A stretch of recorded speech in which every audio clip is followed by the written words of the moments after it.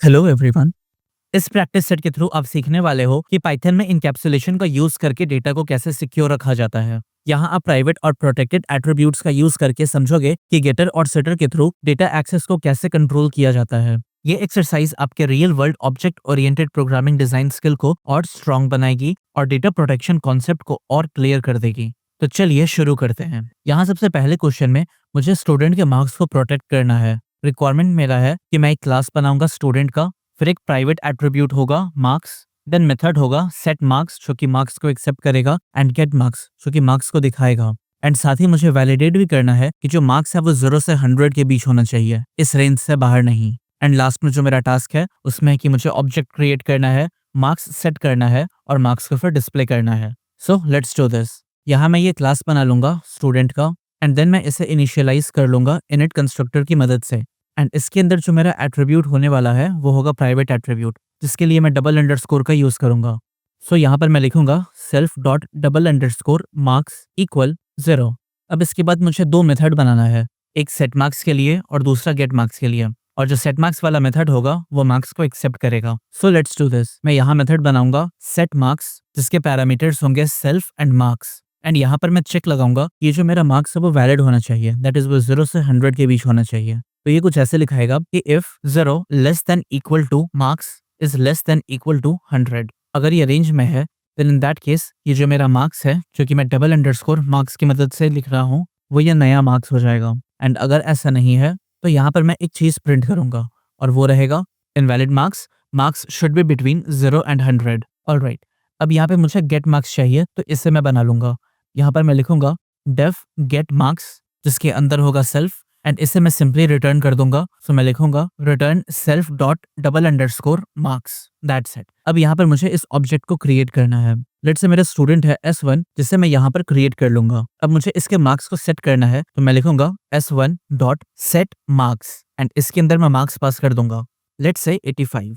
अब इसे डिस्प्ले करने के लिए मैं सिंपली प्रिंट स्टेटमेंट के अंदर एक मैसेज दूंगा स्टूडेंट मार्क्स और ये होगा S1 डॉट गेट मार्क्स। अब इसे मैं एग्जीक्यूट करूंगा तो आप देख सकते हैं यहाँ स्टूडेंट मार्क्स मुझे 85 प्रिंट होके मिल गया है। Great, next question. यहाँ पर इस क्वेश्चन में मुझे डेमोन्स्ट्रेट करना है प्रोटेक्टेड एट्रीब्यूट इन अ क्लास। रिक्वायरमेंट मेरा है कि मैं क्लास बनाऊंगा प्रोडक्ट का, जिसके अंदर एक प्रोटेक्टेड एट्रीब्यूट होगा which is underscore price and एक मेथड होगा विच इज डिस्प्ले प्राइस, जो कि इस प्राइस को डिस्प्ले करेगा। इसके बाद मेरा टास्क होगा कि मैं एक ऑब्जेक्ट बनाऊं एंड देन ये जो प्राइस है इसे मैं अपडेट करके डिस्प्ले करूं। सो लेट्स डू दिस। यहाँ पर मैं लिखूंगा क्लास एंड देन इस क्लास का नाम विच इज प्रोडक्ट। फिर इस प्रोडक्ट को मैं सबसे पहले इनिशियलाइज कर लूंगा यूजिंग इनिट कंस्ट्रक्टर एंड इसके अंदर होगा मेरा सेल्फ एंड प्राइस। अब ये मेरा प्रोटेक्टेड एट्रीब्यूट होने वाला है जो कि एक सिंगल अंडरस्कोर की मदद से बनेगा। सो मैं यहाँ पे लिखूंगा self dot underscore price equal price और यहाँ पर ये इनिट होगा। Alright, now third thing is ये जो मुझे मेथड बनाना है डिस्प्ले प्राइस, इसे मैं बनाऊंगा। सो यहाँ पर मैं लिखूंगा डेफ डिस्प्ले प्राइस एंड यहाँ पर मैं प्रिंट कर दूंगा product price self dot underscore price. Now यहाँ पर मैं ये प्रोडक्ट को क्रिएट करूंगा। सो दिस इज प्रोडक्ट जिसका प्राइस होगा 500 और यहाँ पर मैं डिस्प्ले करा दूंगा इस ओरिजिनल प्राइस को। इसे मैं एग्जीक्यूट करा तो आप देख सकते हैं यहाँ पर मुझे ये प्राइस 500 प्रिंट होके मिल गया है। अब इस प्राइस को मैं अपडेट करना चाहता हूँ तो मैं कुछ ऐसे लिखूंगा कि P1 dot underscore price equal 750। Now अगर मैं इसे दोबारा से डिस्प्ले कराना चाहूँ तो सिमिलर तरीके से मैं लिखूंगा डिस्प्ले प्राइस एंड इसे एग्जीक्यूट करूंगा एंड आप देख सकते हैं ये प्राइस अब अपडेट हो गया है। Very good. Now third question. इस क्वेश्चन में मुझे प्राइवेट एट्रीब्यूट का यूज करके बैलेंस को अपडेट करना है। रिक्वायरमेंट मेरे होंगे कि मेरे क्लास का नाम है बैंक अकाउंट, एक प्राइवेट एट्रीब्यूट है डबल अंडरस्कोर बैलेंस के नाम से। देन मेरे पास 3 मेथड्स हैं इस पर। पहला है डिपॉजिट जो कि एक अमाउंट को एक्सेप्ट करेगा, देन विथड्रॉ ये भी अमाउंट एक्सेप्ट करेगा एंड गेट बैलेंस जो कि इन दोनों के बीच का डिफरेंस होगा। और यहाँ पर एक प्रिवेंशन होने वाला है कि अगर मेरा अमाउंट बैलेंस से ज्यादा है तो मैं उस केस में विथड्रॉ नहीं कर सकता हूँ। एंड लास्ट में मुझे एक डिपॉजिट परफॉर्म करना है, एक विथड्रॉ परफॉर्म करना है एंड फाइनली फाइनल बैलेंस को डिस्प्ले करना है। So let's do this.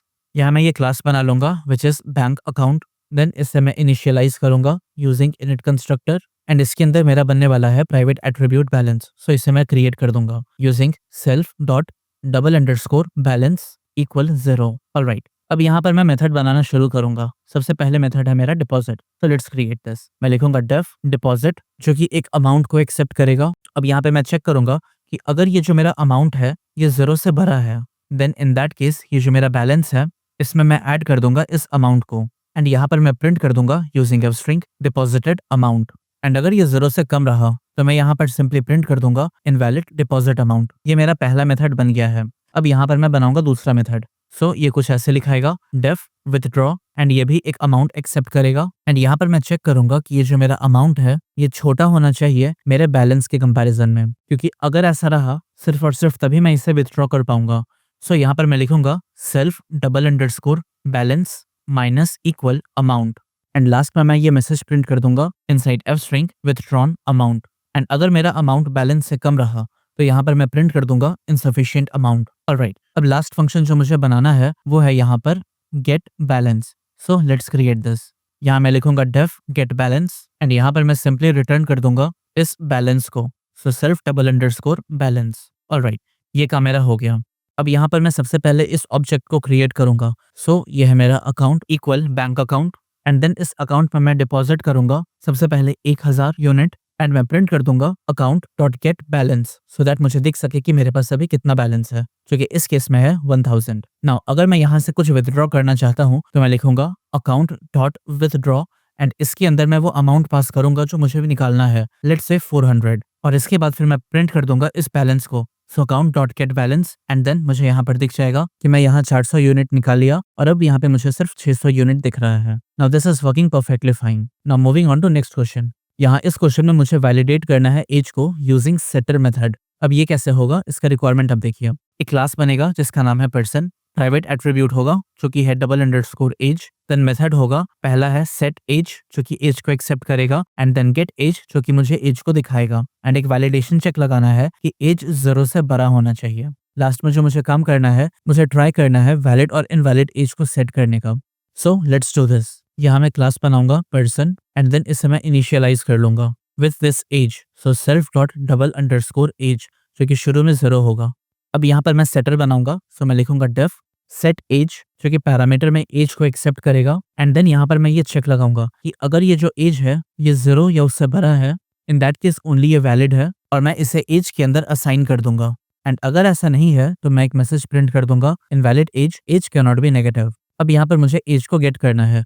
सो मैं लिखूंगा डेफ गेट एज एंड इसे शो करने के लिए मैं सिंपली इसे रिटर्न कर दूंगा। So return self dot double underscore age, that's it. अब यहाँ पर इस ऑब्जेक्ट को क्रिएट करके हम लोग अपना काम चेक कर सकते हैं। मैं यहाँ पे पर्सन का ऑब्जेक्ट बनाऊंगा। सो मैं लिखूंगा p1 equal person and then मैं एज को सेट करने की कोशिश करूंगा पहली बार एक वैलिड एज के साथ। सो मैं लिखूंगा p1 डॉट सेट एज और इसके अंदर मैं 25 पास कर दूंगा।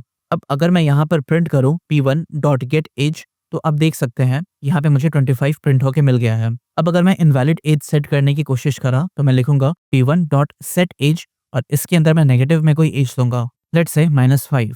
और अब मैं यहाँ पर इसे चेक करने की कोशिश करूंगा तो आप देख सकेंगे यहाँ पे मुझे इस पर एरर मिल जाएगा और वो रहेगा invalid age can not be negative and जो ओरिजिनल एज है मुझे यहाँ पर सिर्फ वही प्रिंट होके मिल गया है विच इज 25।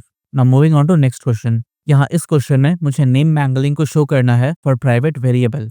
रिक्वायरमेंट क्या है ये समझिए। क्लास होगा आपका डेमो के नाम का, एक प्राइवेट एट्रीब्यूट होगा double underscore secret and then एक मेथड होगा शो सीक्रेट एंड देन जो यहाँ पे मेरा काम होगा कि मैं इस सीक्रेट को एक्सेस करने की कोशिश करूंगा मैंगल्ड नेम के साथ एंड देन उसे मैं प्रिंट करूंगा।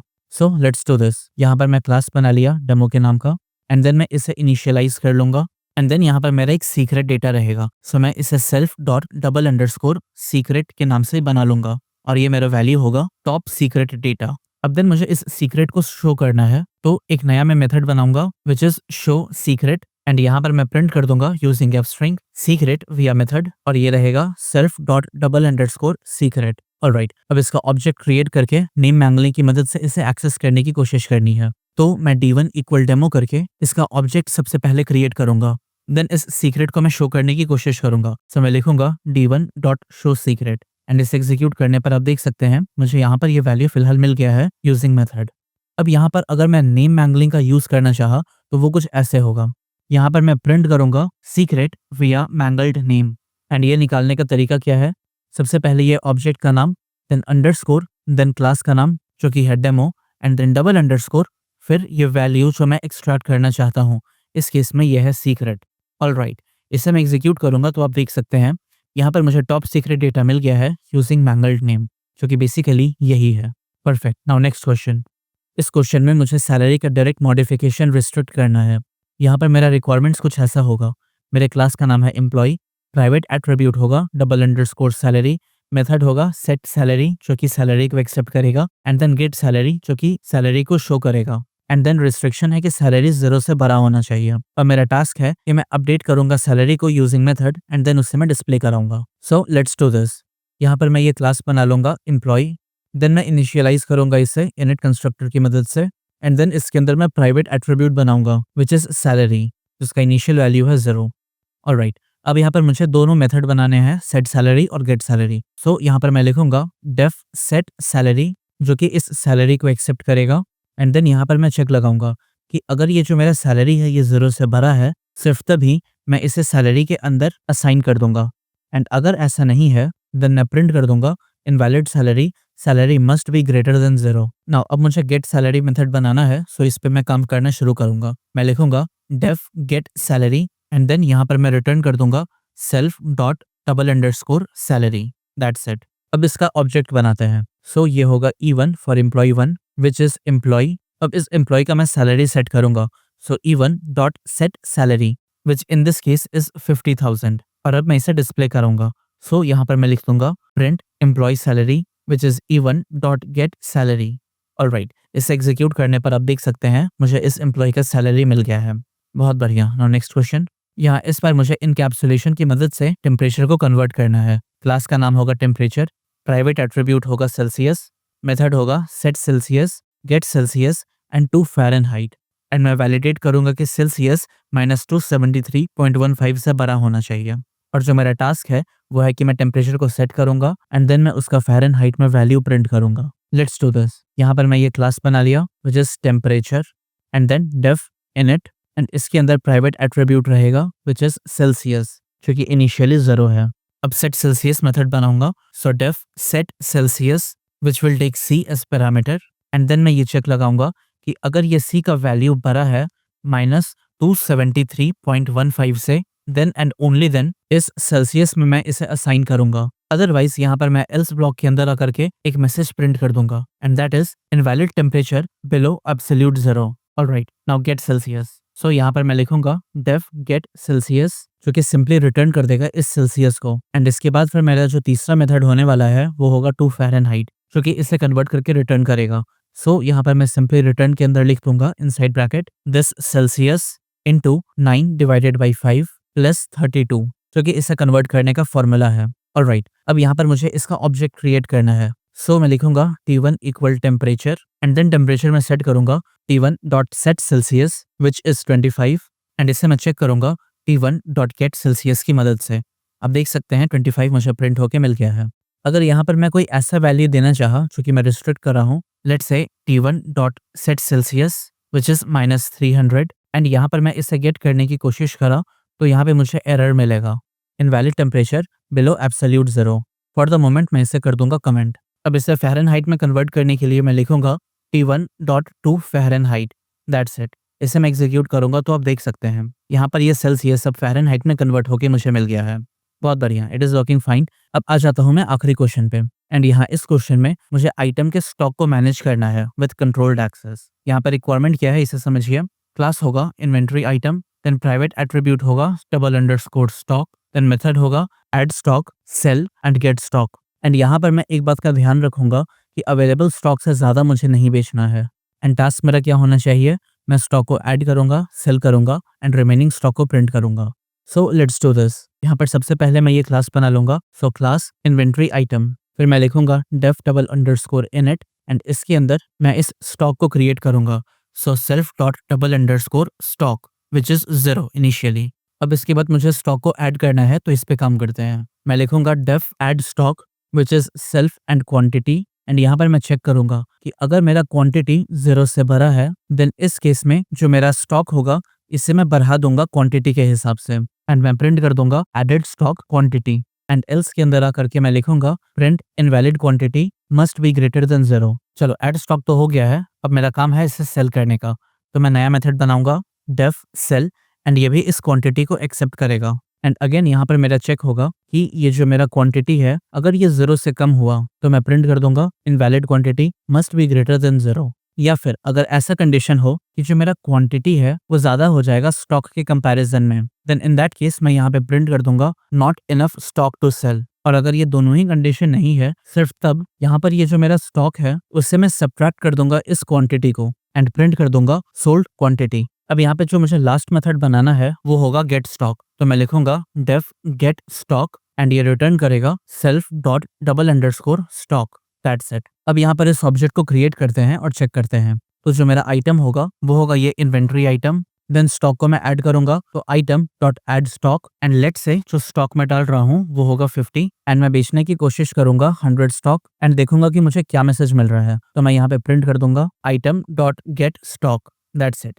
यहाँ पर आप देख सकते हैं मुझे मिल जाएगा कि आइटम में जो ऐड हुआ है वो तो 50 स्टॉक हुआ है लेकिन not enough stock to sell, ये मुझे मैसेज प्रिंट होके मिल गया है। ग्रेट। अगर मैं ऐसा करा, यहाँ पर मैं 50 के बजाय पास कर दिया 20, तो यहाँ पर मुझे मिल जाएगा कि 50 स्टॉक में से मैं टोटल 20 स्टॉक को सेल कर चुका हूँ और जो बच रहा है वो है 30 स्टॉक। बहुत बढ़िया, ये कोड भी सही से काम कर रहा है। And that's it in this video. अगला प्रैक्टिस सेट होगा इनहेरिटेंस के ऊपर और ये आप डिस्क्रिप्शन या फिर पिन कमेंट से डाउनलोड करके प्रैक्टिस कर सकते हैं।